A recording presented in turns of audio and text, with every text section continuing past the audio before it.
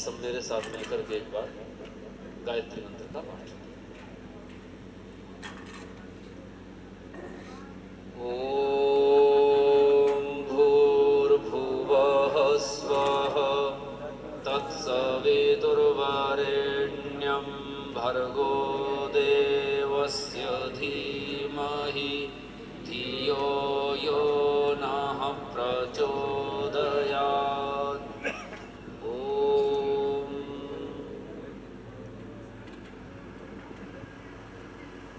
इस संस्कार को संपन्न कराने वाले हमारे यजमान आर्य अनिल जी, समुपस्थित संगठन के विभिन्न पदों को विभूषित कर रहे पदाधिकारीगण, परिवार के सभी इष्ट मित्र और सहयोगी जन, संस्कार है क्या, संस्कार क्यों कराया जाए? तो वैसे तो संस्कार पवित्र करने की क्रिया है, पवित्रीकरण का कार्य संस्कार। हम जब किसी को सजाते हैं, संवारते हैं, तो कहते हैं इसका क्या कर रहे हैं? संस्कार कर रहे हैं। उसी को संस्कार करना है। जैसे बालों को व्यवस्थित करते हैं ना, बालों को क्या कहते हैं? बहाते हैं, तो उसे भी क्या कहते हैं? बालों को क्या कर रहे हैं? संस्कारित कर रहे हैं। तो संस्कार करने का अर्थ है स्वच्छ करना, बढ़िया करना, अच्छा करना। सामान्यतः यही अर्थ है, लेकिन संस्कार का गहरा अर्थ क्या है, कैसे वो गहरा अर्थ समझ में आ जाए, थोड़ी सी चर्चा उस पर करते हैं। ऋषि दयानंद संस्कार विधि की भूमिका में लिखा। अच्छा, ऋषि समझते हैं आप लोग? ऋषि कौन होता होगा? है जी? ये ध्यान रहे, इस सनातन संस्कृति में, सनातन धर्म में ईश्वर के पश्चात यदि सबसे सम्माननीय कोई होते हैं तो वो होते हैं ऋषि। ईश्वर के पश्चात सबसे अधिक सम्मान ऋषियों का किया जाता है। तो उन्हीं ऋषियों की एक लंबी श्रृंखला हमारे पास, आदि सृष्टि से लेकर के और ऋषि दयानंद तक एक लंबी श्रृंखला हम सबके पास में ऋषियों की। उस कड़ी में एक ऋषि हैं दयानंद। हम दयानंद की बात थोड़ी ज्यादा इसलिए करते हैं क्योंकि हमारे निकट के काल के वही हैं और उनकी भाषा हमारी समझ में सरलता से आ जाती है। उन्होंने इस आर्य भाषा या इस हिंदी में ही लिखा है, तो आसानी से हमारी समझ में आ जाती है, इसलिए हम अधिक उनकी बात करते हैं। और ऋषि दयानंद स्वयं अपनी नहीं करते, वो कहते हैं मैं उसी ऋषि परंपरा की ही बात करता हूं, मैं अपनी तरफ से कुछ कहता ही नहीं। तो इसका अर्थ है जब हम ऋषि दयानंद की बात कर रहे हैं तो वो केवल ऋषि दयानंद की नहीं है, पहले के सब ऋषियों का भी उसमें अनुमोदन प्राप्त है। तो ऋषि दयानंद क्या कह रहे हैं? कहते हैं जिस करके क्या करके? संस्कार करके। कहते हैं जिस करके शरीर और आत्मा सुसंस्कृत होने से, शरीर और आत्मा सुसंस्कृत होने से धर्म, अर्थ, काम और मोक्ष को प्राप्त हो सकते हैं और संतान अत्यंत योग्य होते हैं। इसलिए संस्कारों का करना सब मनुष्यों को अति उचित है। तो दो बात है इसमें। एक तो निश्चित कही ऋषि ने कि संस्कारों के करने से संतान अत्यंत उत्तम होते। पहली बात तो निश्चित कह दी कि ऐसा तो होता है। और फिर दूसरा क्या कहा कि धर्म, अर्थ, काम और मोक्ष भी प्राप्त हो सकते हैं। संस्कारों के करने से धर्म, अर्थ, काम और मोक्ष की भी प्राप्ति संभव है। और किस लिए संभव है? क्योंकि इसके करने से शरीर और आत्मा सुसंस्कृत हो जाएगा। तो संस्कृत भी सजाने को कहते हैं, व्यवस्थित करने को संस्कृत करना कहते हैं। और संस्कृत ही नहीं है, कह रहे हैं सुसंस्कृत, अर्थात अच्छी प्रकार से सुसंस्कृत हो जाएंगे, अच्छी प्रकार से सज जाएंगे, अच्छी प्रकार से पवित्र हो जाएंगे। क्या क्या? शरीर और आत्मा। तो यदि संस्कार के करने से शरीर और आत्मा दोनों सुसंस्कृत हो गए तो धर्म, अर्थ, काम और मोक्ष की भी प्राप्ति संभव। और पहला कहा कि संतानों का अच्छा होना तो निश्चित ही है, संतान अच्छे हो जाएंगे। तो अगर एक उद्देश्य भी इसमें से पूरा हो जाए, अर्थात संतान अच्छे बन जाएं, क्यों जी, तो तब भी संस्कार का करना उत्तम कि नहीं? ये भी बहुत बड़ी बात है, कोई छोटी बात थोड़े कि संतान अच्छी हो जाए। क्योंकि क्या कहते हैं लोक में, आप सबके और हम सबके मध्य में कहावतें चलती हैं, और वो वैसे ही नहीं चलती हैं, उनके पीछे लोगों का परिश्रम है, अनुभव है, इसलिए कहावतें भी चलती हैं। एक कहावत है ना, कहते हैं पूत सपूत तो क्यों धन संचय, और पूत कपूत तो क्यों धन संचय। इसका तात्पर्य क्या है? वो कह रहे हैं अगर संतान अच्छी नहीं है तो भाई किसके लिए धन इकट्ठा करना? क्योंकि जितना भी इकट्ठा करोगे, अगर संतान अच्छी नहीं है, उत्तम नहीं है, तो सब बर्बाद जाएगा। और अगर आपने संतान को अच्छी बना लिया और धन नहीं भी इकट्ठा हुआ तो कोई बात नहीं। इसकी व्याख्या इसी रूप में लेना कि अगर आपने संतान को अच्छा बना लिया और धन नहीं हुआ तो कोई बात नहीं। क्यों? क्योंकि अगर संतान अच्छी है तो वह सब प्राप्त कर लेगी।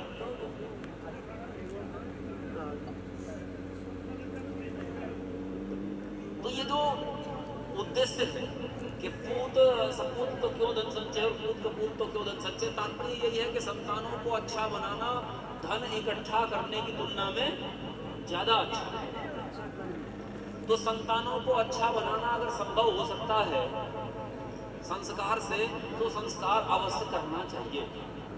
लेकिन एक प्रश्न उठता है कि क्या ऐसा संभव है कि यहाँ हमने कुछ मंत्र पढ़ दिए और उन मंत्रों के पढ़ने से, ये कुछ आहुतियां लगाई यज्ञ में, इस आहुति के लगाने से क्या कोई संतान, उसका शरीर और उसका आत्मा सुसंस्कृत हो जाएगा? है जी? क्या मंत्रों से ऐसा होना संभव है? है जी?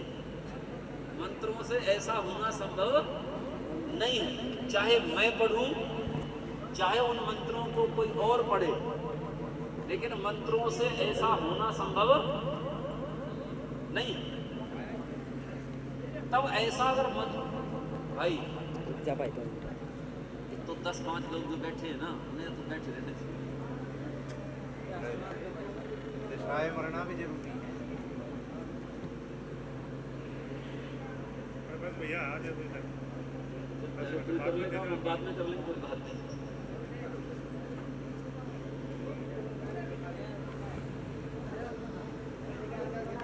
तो क्या जब मंत्रों से ऐसा होना संभव नहीं है तो फिर भाई संस्कार से कैसे हो जाएगा? फिर क्यों संस्कार कराए?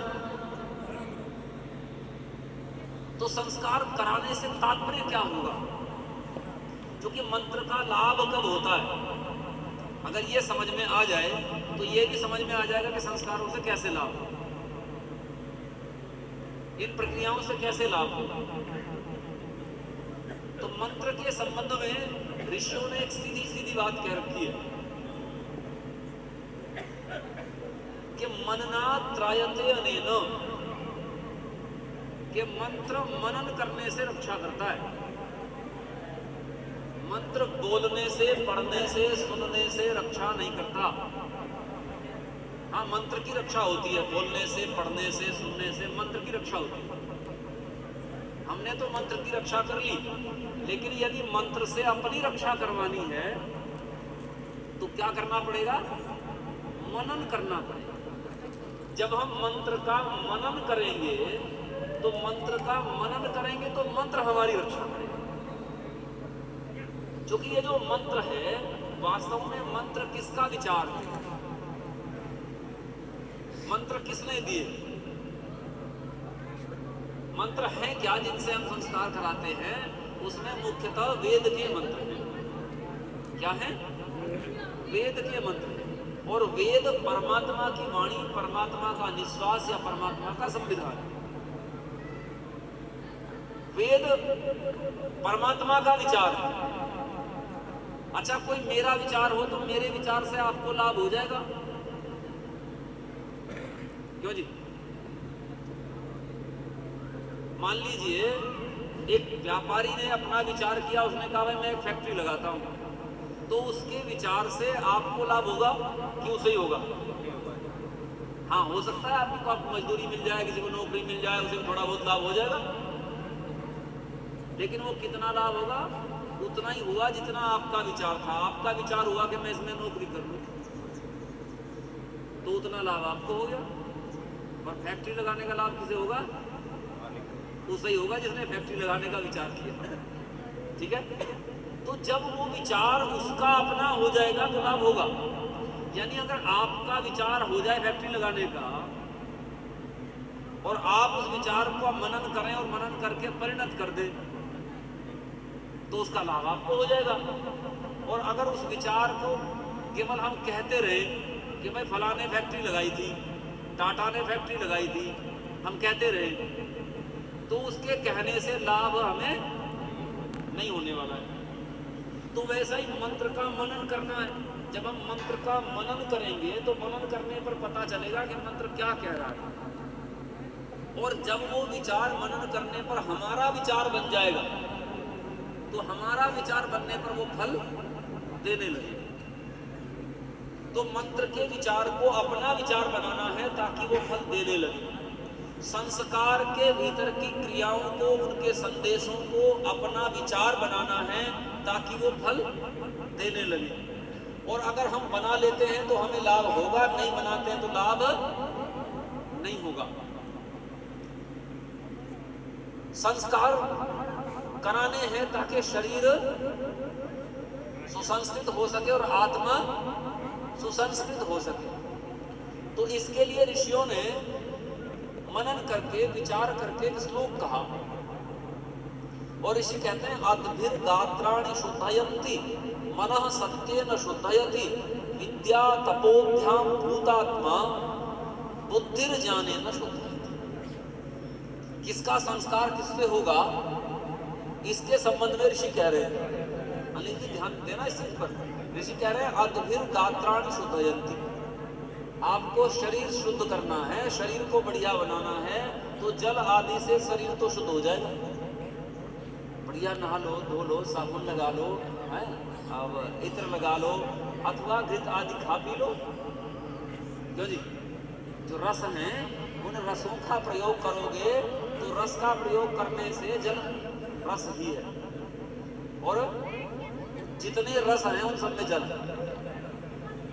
तो जब इसका प्रयोग करोगे तो शरीर तो बढ़िया हो जाएगा। तो अद्भिर गात्राणि शुद्धयन्ति, हो गया शरीर तो बढ़िया हो जाता है। शरीर की नहीं हो जाता? क्यों जी? जो ऐसे संस्कार नहीं करते और बढ़िया खाते पीते हैं, शरीर तो ठीक हो जाते हैं। लेकिन कहते हैं मन किससे शुद्ध होगा? कहते हैं मन सत्य में शुद्ध होगा। मन शुद्ध होगा सत्य से।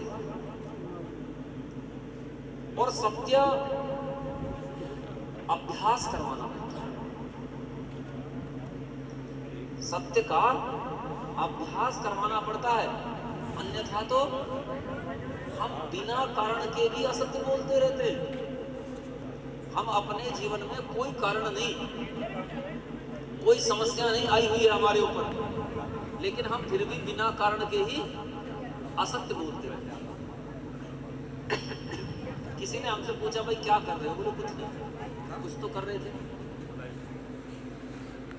कुछ तो हम कर रहे थे, लेकिन उसने हमसे पूछा क्या कर रहे हो? हमने कहा कुछ नहीं।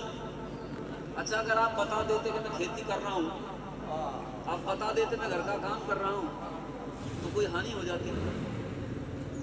क्यों जी? कोई हानि तो नहीं थी। लेकिन हमने कहा नहीं कुछ नहीं कर रहा हूँ, तो हमने क्या बोला?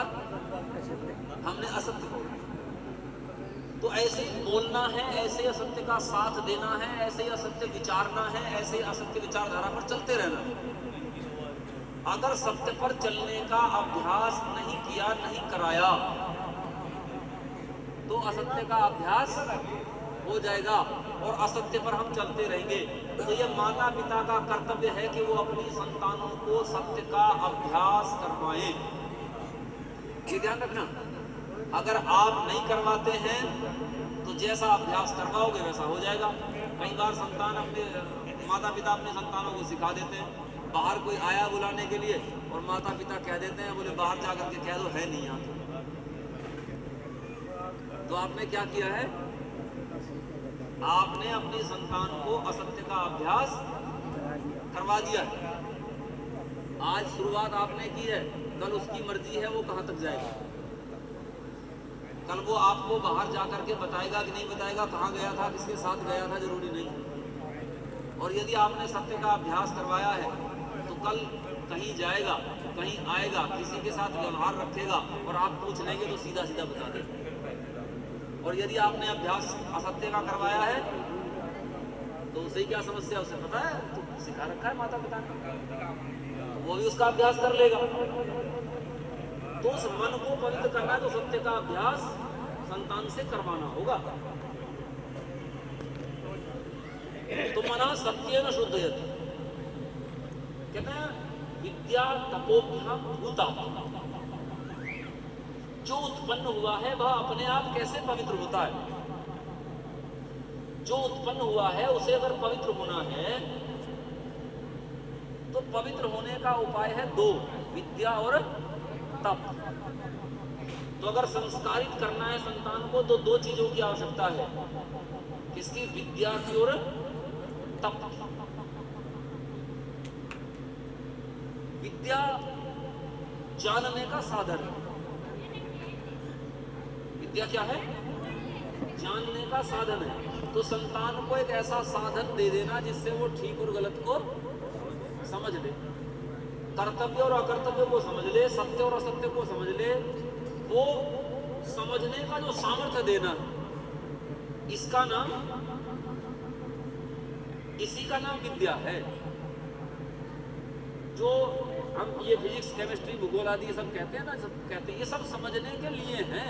अगर इनको पढ़ करके कोई समझदार नहीं होता, समझने वाला नहीं होता, तो फिर इनका पढ़ना वो व्यर्थ गया। वो केवल रट्टू पीर परीक्षा पास कर लेगा, इतना तो हो सकता है। लेकिन अगर वो समझदार नहीं बना, वो समझने की चीजें नहीं समझ पाया जिसे वो आसानी से समझे और उसका जीवन सुगम बने, अगर उसने ये नहीं किया तो इसका अर्थ है कि ये पढ़ाई व्यर्थ गई। तो वो समझदार बनाने का कर्तव्य माता पिता का है कि संतान को समझना सिखाएं कि वो कैसे समझे। बहुत सारे ऐसे माता पिता हैं जिन्होंने अपने संतानों को समझना सिखाया और वो संतानें मनुष्य से 10 मिनट बात कर लें तो 10 मिनट में बता देती है ये व्यक्ति फ्रॉड है, ये लोभी है, ये लालची है, धोखेबाज निकलेगा। वो 10 मिनट बात करके बता देते हैं। और ऐसे भी हैं कि जो साथ रहते रहते पता ही नहीं चलता कि एक धोखेबाज है। ये आदत की बात है कि उसे कैसी आदत है समझने। ऐसे बहुत सारे लोग होते हैं जो थोड़ी देर में बता देते हैं ये ठीक नहीं। तो वैसा संतानों को बनाना ताकि वो समझदार बन सके। और जानते हैं उसका साधन क्या है?